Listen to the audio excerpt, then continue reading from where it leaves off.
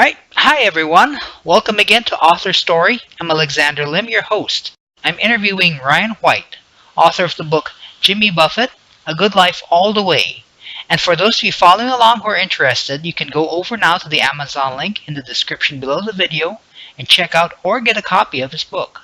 So, Ryan, welcome to AuthorStory. Thanks for being our guest. Oh, thanks, Alex. I really appreciate being here. Cool. So first off, Ryan, tell us a little bit about yourself, please. What's your author story? My author story is I don't know. It's probably an all too common author story at this point. Boy meets journalism, journalism leaves boy. Oh, I spent 16 years at the newspaper here at the Oregonian, and that was kind of the job that I always wanted to do. I grew up loving newspapers. I was a sports writer for 10 and a half years. I did music for about 5.5. nice. And was fortunate enough in kind of the fall of 2013 to get contacted to write a book called Springsteen, album by album, which is maybe as literal a book title as you'll find, because we went through Bruce Springsteen's entire recorded catalog with about 2,500 3,000 word essays on each album. And it was a fantastic process. It was a fantastic learning process, and it just happened to come at a time. I think about a month after I signed the contract on that was when they announced that they were laying off a third of the staff here, and so it allowed me to not have to panic and not have to really freak out about that, because I had this book.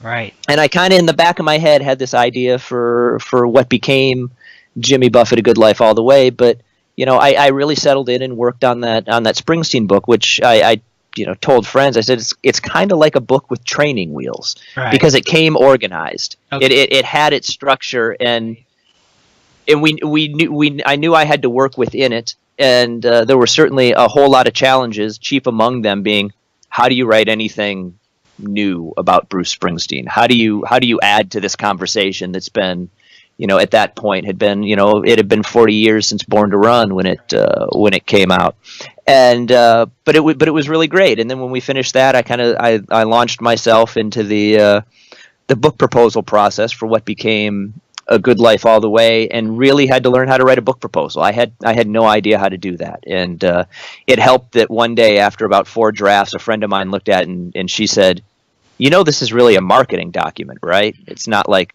an artistic statement. And I was like, well, that's interesting. And then, another really, really good friend of mine, Peter Ames Carlin, who is the best-selling author of Bruce, and most recently wrote a fantastic book about Paul Simon called Homeward Bound. Mm-hmm. I had reached a point where I thought on the proposal, I got this thing dialed in. This is great. And it was this first-person travel narrative where I is your, typically middle-class narrator, where it's going to guide you through this expansive kind of middle-class world of Margaritaville. Right. And it was going to be, I think I had delusions of Bill Bryson a little bit, and doing something like that. And my friend Peter Carlin pulled me aside and he goes, "There's a lot of good stuff here." He goes, "But you got to know you're not that interesting."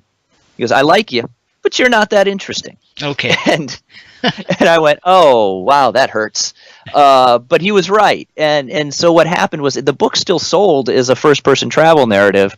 And then I started reporting. And as I got further and further into the reporting process, and more people said, "Yeah, I'd love to sit down and talk with you about this," we just stripped me out of it entirely, because all of their stories were way more interesting than, some guy walking around the French Quarter of New Orleans. And that's the long way into it. I've always loved books. I've always loved writing, and it was it was time to go and do something as challenging or more challenging than I've ever done. And in a lot of ways, I was lucky that the newspaper job went the way that it did.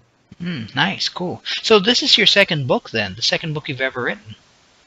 Yeah. Yep. This is number 2. Okay.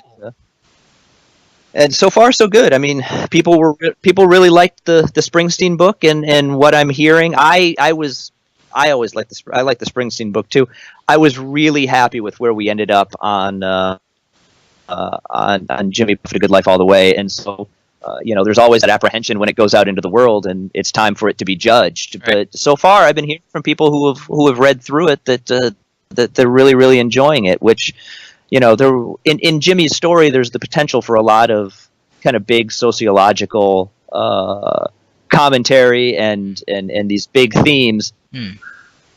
And the trick was writing it with hiding those themes inside these really entertaining stories that people were telling me, because nobody wants to read an academic treatise about Jimmy Buffett, and I didn't want to write one.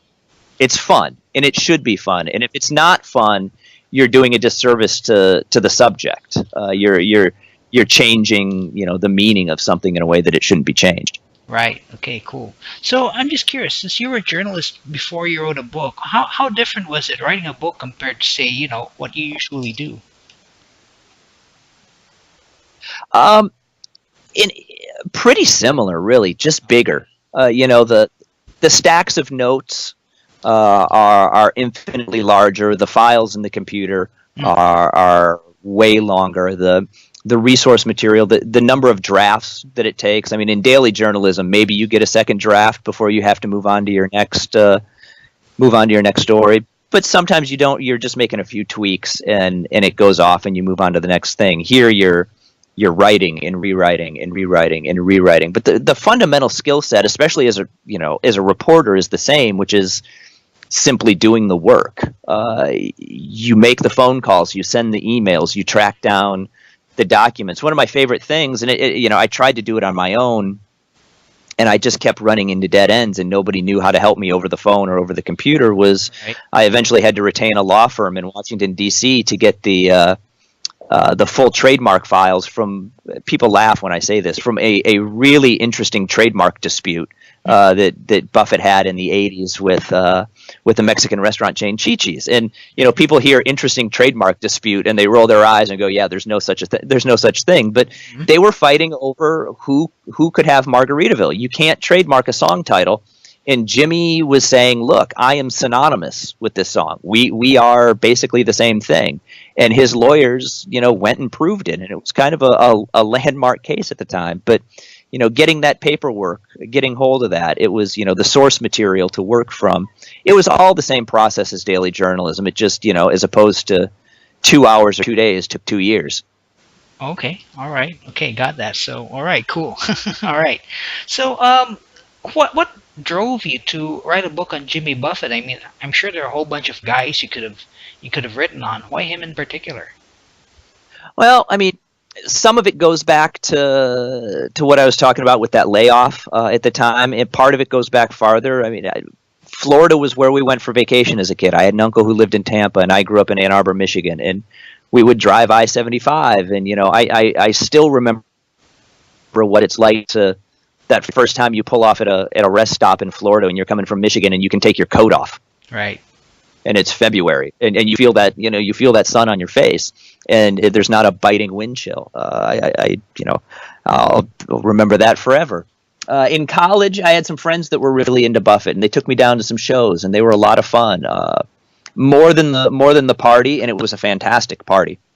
There was a sense of elsewhere in his music that I always liked. There was a larger world and a more adventurous world than what I knew and what I thought was maybe there for me, because it was the typical path of college and then job, and I did that. I just got lucky enough to have a job that allowed me to have my adventures, flying all over the country playing sports and stuff. But when the layoff happened, I kind of looked around and I looked at the landscape, and I knew that this was a big change. I didn't know, like I said a few minutes ago, I had that book to work on, right. So I didn't panic. But I knew that this was a big change, and I didn't quite know how to handle it. And I looked at Margaritaville, which I'd been listening to a little more Jimmy. I had a daughter, and I would listen to Radio Margaritaville, his Sirius XM station, as I was driving her to daycare. And stuff, and I knew where Margaritaville began. It began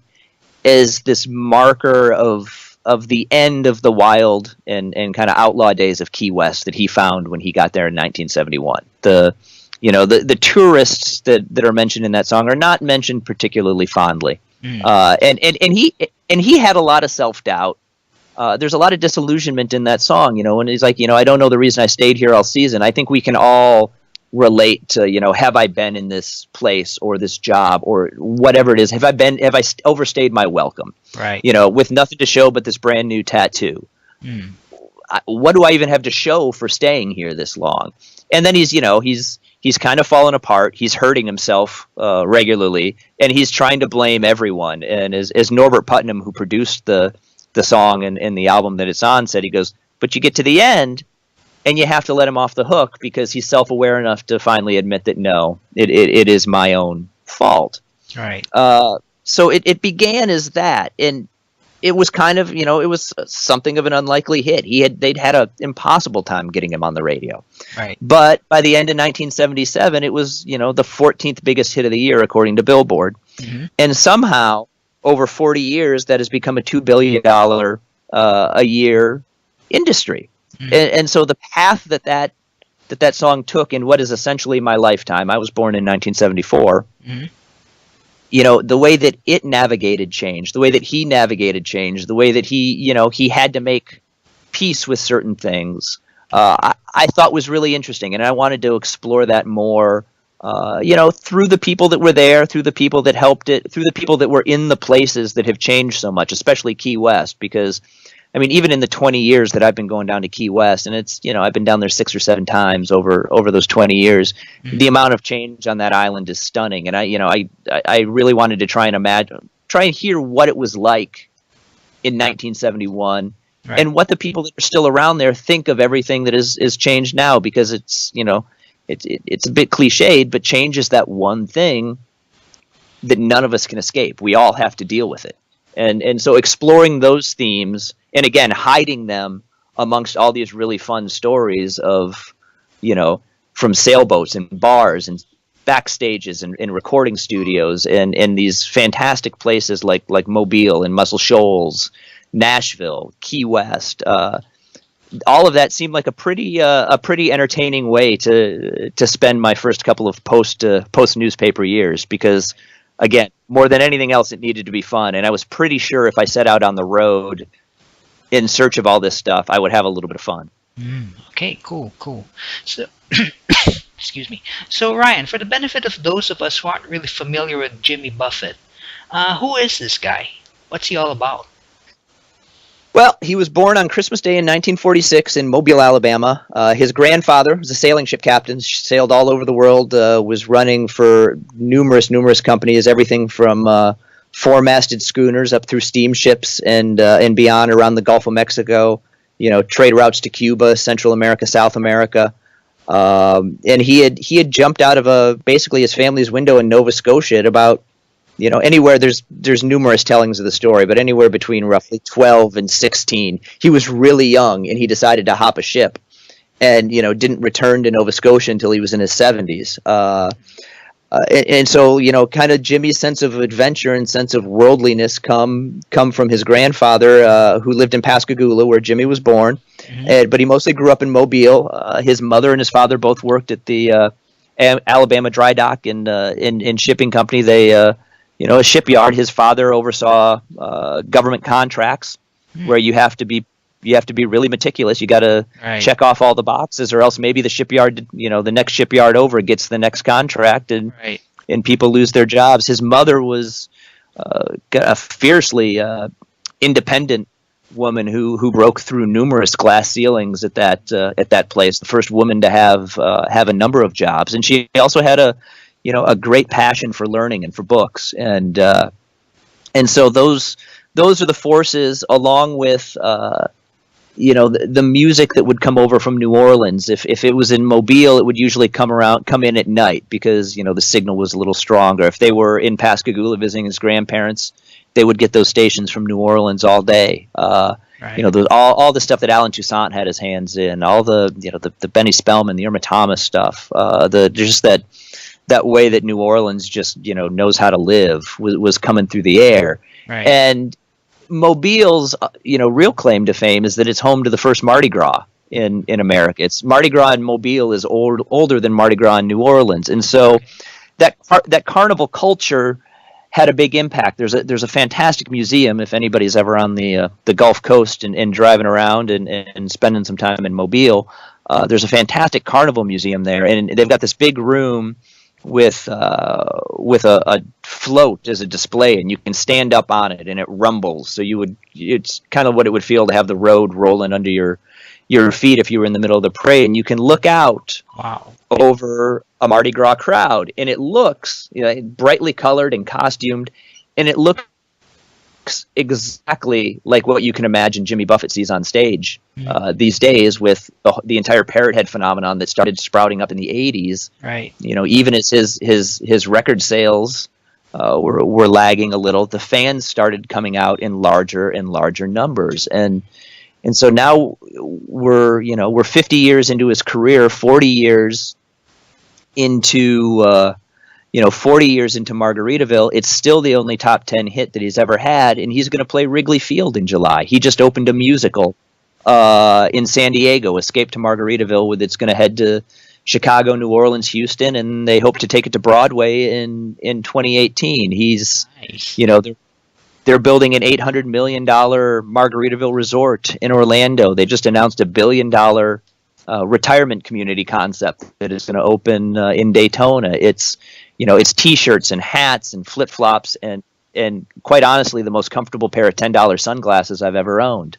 Booze and blenders, and it's become this big, massive brand. But all of it comes back to kind of that spirit of Jimmy Buffett, and I think that starts with that sense of adventure and that sense of fun that was just in the air down there. There's Eugene Walter wrote a great book called I want to say it's The Pilgrim's Journey, but that's not quite right. It was a novel about a guy from northern Alabama going to The Untidy Pilgrim. That's what it was called. Mm-hmm. About a guy from northern Alabama going down to Mobile, which he refers to as lunacy's sweet county seat, and that's all of that kind of came up into this ball of kind of tightly wound Jimmy Buffett, who's just taken that goodwill and that free flowing sense of fun out into the world now. Mac McAnally, who stands next to him on stage every night, told me that he refers to what they do as a rolling ball of goodwill. And it keeps people coming back again and again and again. And there's never been, a story quite like his, and there's certainly never been a song like Margaritaville. Oh yeah, cool, definitely. And I mean, Jimmy, he's gone into various other things. I mean, he's an author as well. I mean, he's written 4 or 5 books, something like that. Yeah. And he's a couple of children's books. Yeah, and he's also a businessman. He's got 2 chains, right? Margaritaville Cafe and Cheeseburger in Paradise, if I'm not mistaken. Yeah, Cheeseburger's kind of a licensed deal. I mean, a lot of it's licensing now. It's that great mix of 21st century American business where you've got your hand on some things, you license your name to some other things, some things you make, some things you don't. But I mean, it's a really sprawling business. I half jokingly refer to it in the book as the Margaritaville Industrial Complex. Right, okay. But the bottom line is people usually know Jimmy. They don't know him usually as an author. They don't know him usually as a businessman. They know him as a musician. What is it that's enabled him to have this kind of longevity, this kind of, like everyone really knows him as a musician kind of thing?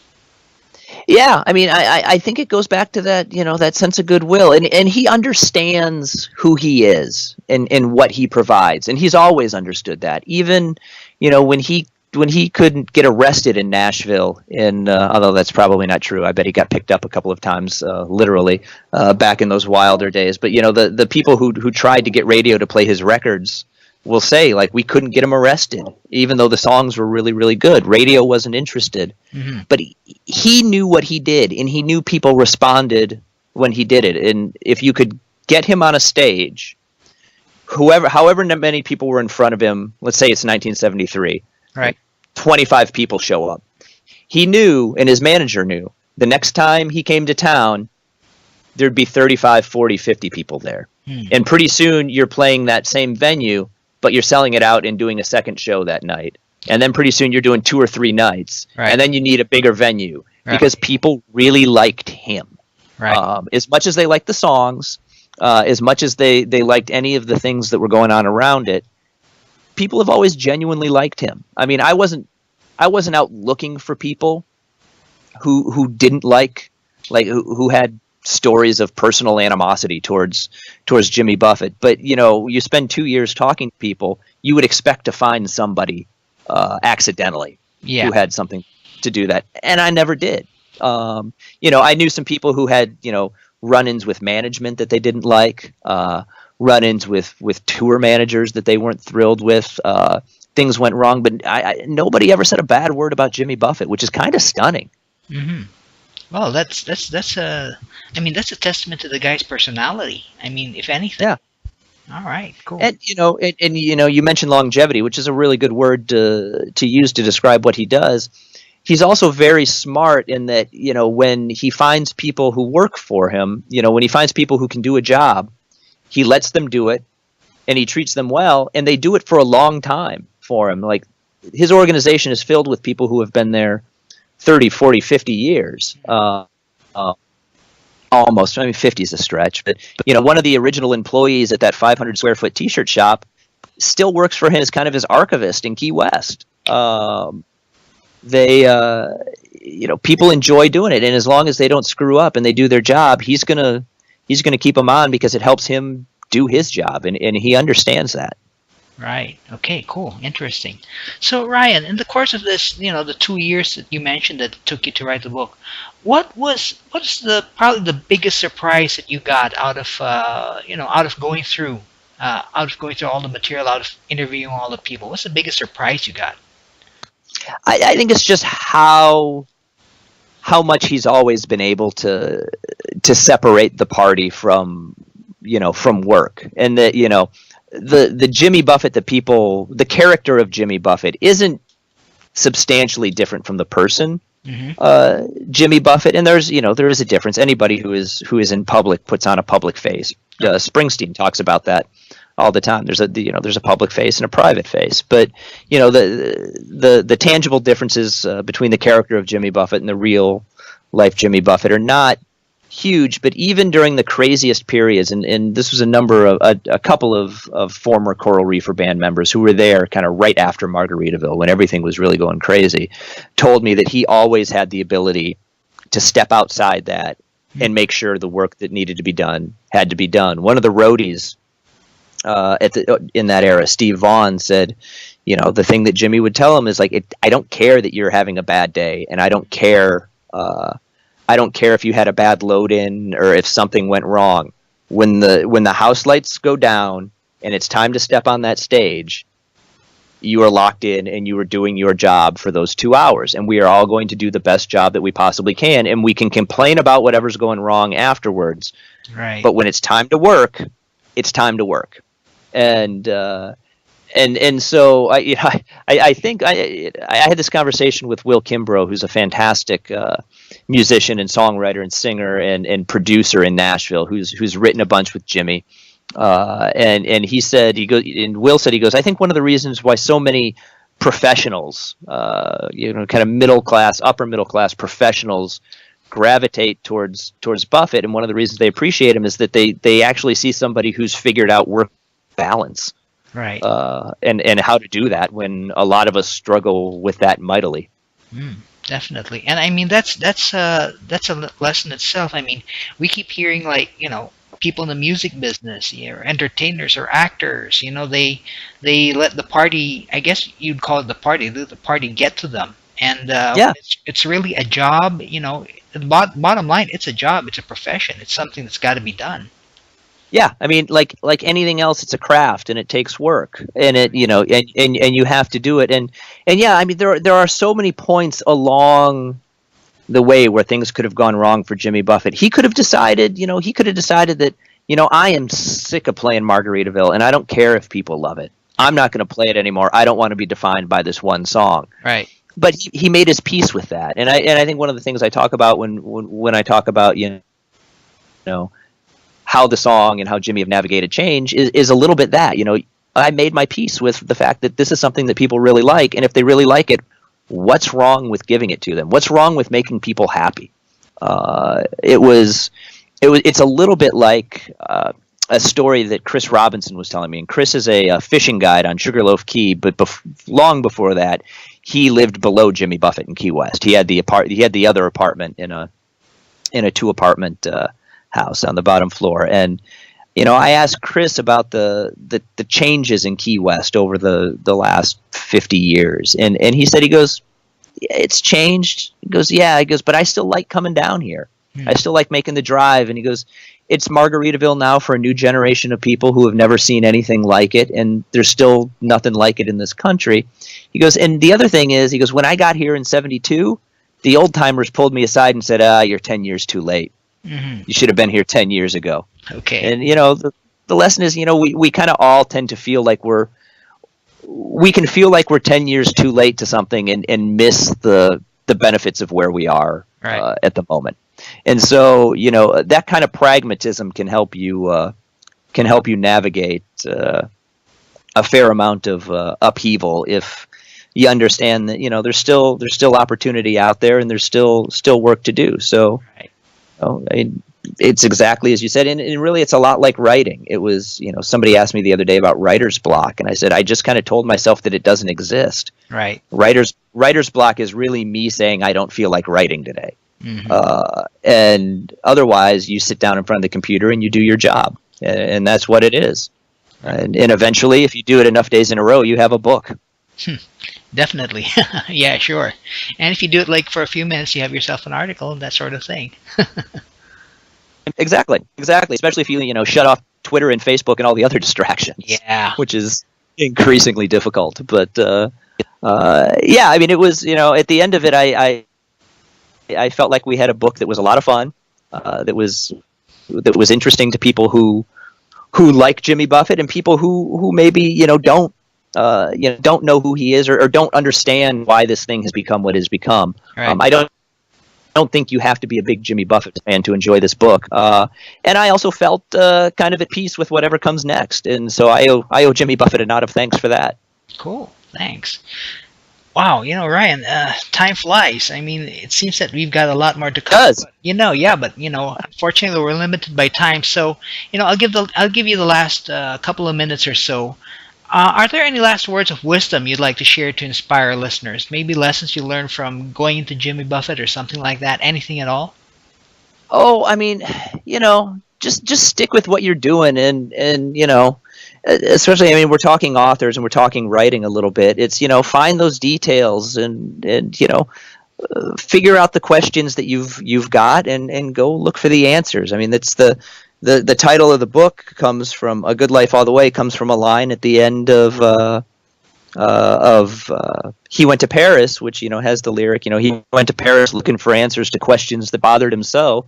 We've all got them. And so, rather than sit there and stew on them, let's try and figure them out. And Jimmy certainly figured out his. I've figured out a few lines through his story, and I think his music has helped a few other people along the way over the years too. That's how you end up with the career that he's had. Cool. Okay, well, great words of wisdom right there. Fantastic. Okay, then. So in closing, then, the book is Jimmy Buffett, A Good Life All the Way. The author is our guest, Ryan White, and you can find the book on Amazon. Ryan, thanks very much for your time. Thanks very much for being an author story. I must say, it was really fun having you with us today. I enjoyed it, Alex. Thank you so much. It was fun. Cool. So, and if any of you listeners want to know more about this very interesting person, please feel free to go ahead and check out Jimmy Buffett, which you can do so right now by going to the Amazon link in the description below the video. And if you'd like to follow our author interviews on YouTube, I invite you to subscribe to our channel. So, bye for now, everyone. I'll be back on Author Story next time with another inspiring author.